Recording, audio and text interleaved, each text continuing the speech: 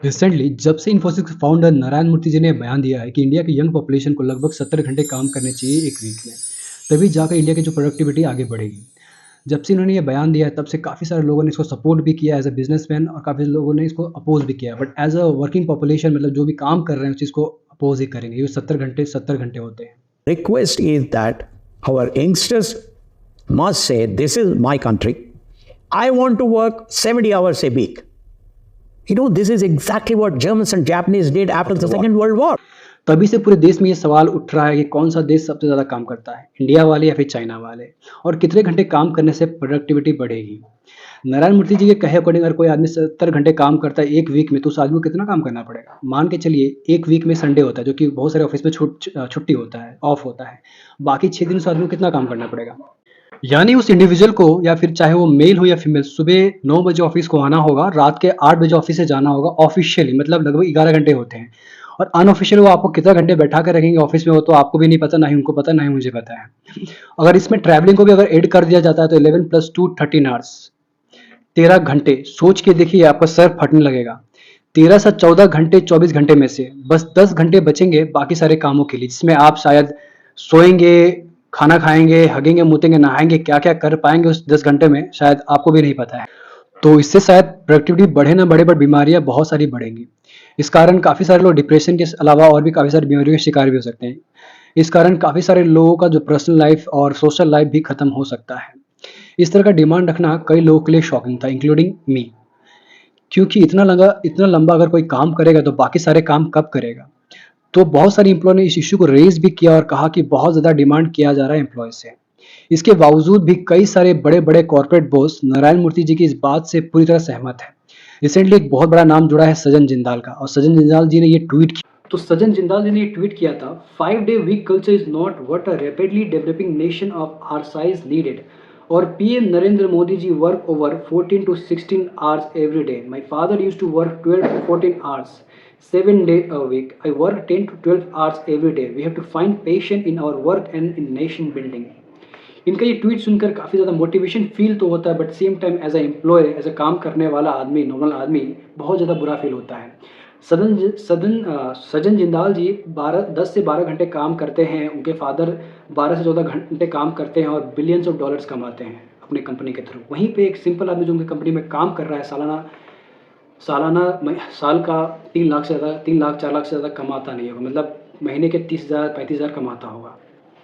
और अब इस वक्त आप डिमांड कर रहे हो 70 घंटे, तो क्या इसके बदले आप उस पर्टिकुलर इंडिविजुअल का, उस जो आपके कंपनी में काम कर रहा है, उसका सैलरी उतना बढ़ाओगे आप? शायद नहीं। इस तरह के ट्वीट आपको बहुत सारे देखने को मिल जाएंगे। इसका काफ़ी सारे एग्जांपल्स हैं। ये सारे ट्वीट्स सुनने में, पढ़ने में काफ़ी ज़्यादा अच्छा लगता है क्योंकि नेशनल बिल्डिंग की बात कर रहे हैं, बट शायद ये ट्वीट और भी अच्छा हो जाता अगर ये बड़े-बड़े कॉर्पोरेट बॉस अपने ट्वीट में ये लिख देते, 70 घंटे के बदले ये आपको एक प्रॉपर स्ट्रक्चर देने वाले हैं, साथ ही साथ जो आपका सैलरी है उसको 400% 500% इंक्रीज़ करने वाले हैं, बट शायद ये ऐसा करेंगे नहीं। जब इन सब लोगों की बात हम सुनते हैं, आप, मैं, या फिर जो लोग जॉब कर रहे हैं, या फिर जो लोग जॉब की तलाश में हैं, कि हमको 70 घंटे काम करने हैं, 80 घंटे काम करने हैं 1 वीक में, और इसके अलावा ऑफ़िस में वो कितने घंटे बैठा के रखेंगे वो हमको पता नहीं। तो ऐसा फ़ील होगा कि आपके साथ या फिर मेरे साथ या फिर जो लोग जॉब कर रहे हैं उनके साथ गलत हो रहा है। क्योंकि क्या हम इंडियंस इतना कमा रहे हैं जितना हमसे डिमांड किया जा रहा है, जितना हम आउटपुट दे रहे हैं? इसका आंसर है बिल्कुल भी नहीं। ये एक चार्ट है जिसमें आपको वेरियस डाटास दिखेंगे कि हर कंट्रीज़ में लोग कितने घंटे काम करते हैं 1 वीक में और कितना उनका पर कैपिटा इनकम है।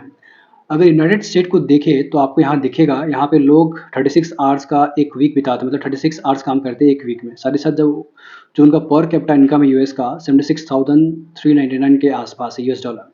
जिसको अगर हम इंडियन करेंसी में कन्वर्ट करें तो 60 लाख के आसपास होता है 1 साल में, जो कि काफ़ी अच्छा नंबर्स है। बट हकीकत बात ये है कि यूएस में हर कोई इतना ज़्यादा नहीं कमाता, कुछ इससे कम भी कमाते हैं, कुछ इससे ज़्यादा भी कमाते हैं, ये जस्ट एवरेज डाटा है। बट फिर भी अगर कंपेयर करें इंडिया से तो काफ़ी बेहतर है, क्योंकि काफ़ी अच्छा नंबर्स है इनका। क्योंकि अगर हम दुनिया के सारे मेजर इकोनॉमी जैसे कि US, France, Germany, UK, Canada, Australia, south Korea, फिर जापान को देखें, इंडिया में जो ओवरऑल पैकेज इंडियंस को दिया जा रहा है काफ़ी ज़्यादा कम है। इंडिया में 1 सप्ताह में लगभग यहाँ के लोग 47 आवर्स काम करते हैं या फिर उससे भी ज़्यादा काम करते हैं। उसके बदले में इंडिया का जो पर कैपिटा इनकम है वो है 8,379 यूएस डॉलर के आसपास। अगर उसको कन्वर्ट करते हैं तो 4 लाख के आसपास होता है 1 साल का, जो कि काफ़ी कम है। अब आप बोलोगे कि इंडिया का पॉपुलेशन बहुत ही ज़्यादा है इसलिए यहाँ का पर कैपिटा इनकम कम है, बट दोस्त पॉपुलेशन तो चाइना का भी बहुत ज़्यादा है, बट वहाँ का पर कैपिटा इनकम आपको काफ़ी अच्छा दिखेगा एज़ कम्पेयर टू इंडिया। हकीकत में शायद जो कंडीशन है सैलरी के बारे में, इससे भी काफ़ी ख़राब है। बड़े-बड़े शहरों में लोगों की सैलरी ऑन एवरेज 50-60 हो सकते हैं, बट सवाल ये है, क्या इन सैलरी से आप एक अच्छा-सा घर, अच्छा-सा ज़मीन खरीद पाओगे? इसका आंसर है बहुत मुश्किल से, क्योंकि आज इंडिया में जो प्रॉपर्टी के रेट्स हैं, यूएस और यूरोप को भी मैच करते हैं। अगर आप कहीं ठीक-ठाक जगह पे ज़मीन लेने जाओ तो आपको ज़मीन का रेट या फिर घर का रेट 1 करोड़, 80 करोड़ सॉरी 80 लाख, 50 लैक्स, 30 लैक्स, 20 लाख के आसपास होता है। साथ दूसरे खर्चे जैसे कि मेडिकल बिल, बच्चों का एजुकेशन, इन सब चीज़ का रेट काफ़ी तेज़ी से बढ़ रहा। पर उससे कंपेयर में जो सैलरी है बहुत स्लो ग्रोथ कर रहा या फिर बहुत कमी या फिर नेग्लिजिबल ग्रोथ है। आप ओवरऑल देखते हो तो जितना टाइम हम इंडियंस एक सप्ताह में बिताते हैं काम करने में, लगभग 47 आवर के आसपास या फिर उससे ज़्यादा, ये कम नहीं होते हैं। मूर्ति साहब इसको बढ़ाकर 70 घंटे करना चाहते हैं, और कॉर्पोरेट वर्ल्ड में 70 घंटे जैसा कोई चीज़ होता नहीं है। वो 70 घंटे में भी शायद 80 या फिर 90 घंटे भी हो सकता है। तो मेन सवाल ये है, क्या इसके बदले हमारी सैलरी इतनी अच्छी है जिससे हम इंडिया में अच्छी प्रॉपर्टी, अच्छा घर या फिर ज़िंदगी से रिलेटेड जो भी चीज़ अच्छा कर पाएँ? इसका आंसर है बिल्कुल भी नहीं, हम काफ़ी पीछे हैं। अगर हम चाइना और इंडिया को कंपेयर करते हैं, ये ग्लासडोर का वेबसाइट, इसमें हम डिफरेंट ऑर्गेनाइजेशंस के एवरेज सैलरी ये सब चीज़ देख सकते हैं। तो अगर हम इंडिया को देखते हैं तो इंडिया में जो एवरेज सैलरी है लगभग 4 लाख से लेकर 17 लाख के बीच में होता है। जैसे-जैसे आपकी एक्सपीरियंस बढ़ेगी, आपका सैलरी भी बढ़ेगा। दूसरी तरफ अगर चाइना को देखते हैं, चाइना में एवरेज सैलरी $4,214 पर मंथ के आसपास होता है लगभग। मतलब वहाँ पे लोग अगर इसको इंडियन करेंसी में कन्वर्ट करते हैं तो लगभग 3 लाख के आसपास में होता है। मतलब वहाँ पे लोग मंथली 3 लाख कमाते हैं। ईयरली एनुअल की तो बात ही अलग है। तो ये डाटा देखकर और ये कंपैरिजन देखकर आपको ये फील होगा कि जो हमको सैलरी मिल रही है, जो क्वालिटी ऑफ लाइफ हम बिता रहे हैं, या फिर जो हमारा इंफ्रास्ट्रक्चर है, अभी भी काफ़ी ज़्यादा पीछे है।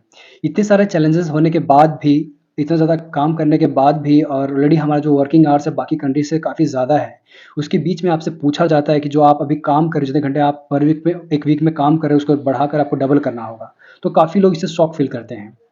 ये एक मेरा पॉइंट ऑफ व्यू है, बट नारायण मूर्ति साहब जिस पॉइंट ऑफ व्यू से इस चीज़ को देख रहे हैं, मे बी शायद वो अलग होगा। अगर हम नारायण मूर्ति साहब के अकॉर्डिंग या फिर उनके नज़रिए से देखें तो वो प्रोडक्टिविटी की बात करते हैं। प्रोडक्टिविटी मतलब पर एम्प्लॉय आप कितना रेवेन्यू जनरेट कर रहे हो। ये बड़े-बड़ी जो कंपनियाँ आई हैं वो बिज़नेस करना चाहती है और उम्मीद करती हैं जितने भी एम्प्लॉइज़ को उन्होंने जॉब दिया है उसके बदले वो एम्प्लॉय इनको रेवेन्यू जनरेट करके दे। बट प्रॉब्लम ये है कि इंडिया में जो रेवेन्यू पर एम्प्लॉय है काफ़ी कम रहता है। लास्ट 5 ईयर्स का अगर डाटा देखें तो रेवेन्यू पर एम्प्लॉय इंडिया में काफ़ी ज़्यादा डिक्लाइन हुआ है। According to HCL Tech, in 5 years में जो रेवेन्यू पर एम्प्लॉय है उनका 11% गिरा है। सिंपल सा बात है, अगर कंपनी कमाएगी तो कंपनी को प्रॉफिट होगा, बाय डिफ़ॉल्ट कंपनी अपने एम्प्लॉय को पैसा देगी। बट प्रॉब्लम यही है इंडिया में, कंपनियाँ कमा तो लेती है बट एम्प्लॉय पे खर्च नहीं करती।